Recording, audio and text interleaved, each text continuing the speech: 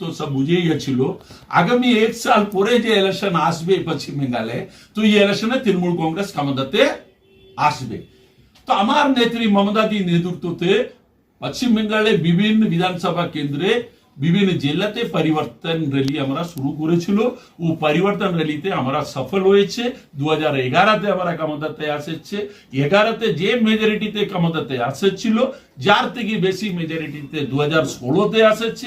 আর 2016-তে যত মেজরিটিতে আসছিল, যার থেকে বেশি মেজরিটিতে আমরা 2021-এ আসছে।